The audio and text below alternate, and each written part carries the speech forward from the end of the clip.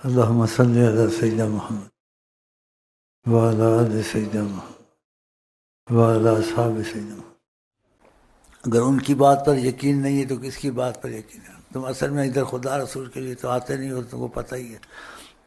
نماز تم لوگ مصیبت ٹالنے کے لیے آتے ہو، جو اکٹھے ہو جاتے ہو یہاں جمگٹا بناتے ہو، یہ تم لوگ مصیبتوں کے لیے آتے ہو۔ مصیبت پڑی ہوتی ہے، اب بزرگ کس کی مصیبت ٹالے گا؟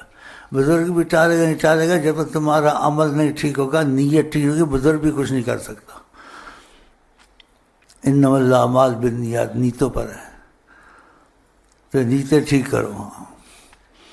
نیت مصیبت آئی، مرتا کیا نہ کرتا، تسبیح پڑھ لیں، کیا کریں۔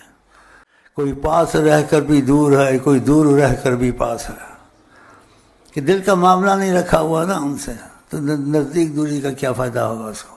ساری عمر گئی، مرتے مر گئے ویسے ہی رہے۔ ورنہ آقا جی رحمۃ اللہ عالمین ہے، جو ان کو اہمیت دے، ان کی محبت کو اہمیت دے، اور جو وہ چاہتے ہیں وہ چیز خوشی سے کرے۔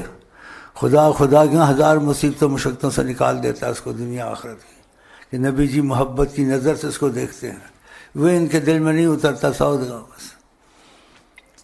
تو ان چیزوں کو سمجھیں، اور جو تم چاہتے ہو وہ بھی آسانی سے ہو جائے گا۔ یہ میری مہربانی ہے، میں اضافتاً تم کو یہ چیزیں سمجھا دیتا ہوں کہ نبی جی کی باتوں کو بہت اہمیت دیں۔ بہت مشقتوں سے چھوٹ جائیں گے، بہت مصیبتیں ان سے چھوٹ جائیں گے، بہت ناممکن کام تمہارے ہوں گے، بہت سی خوشخبریاں تم کو نصیب ہونی شروع ہوں گی۔ جس چیز میں نبی کا دخل ہو، تو دخل ہوگا تبھی جب ان کی بات آپ مانیں گے، ان سے جڑیں گے، اس چیز کا زیادہ خیال کریں جو نبی کریم نے کہا، تو پھر وہ دخل بھی تمہارے معاملے میں، رحمت کے معاملے میں وسیلہ بن کر داخل دیں گے۔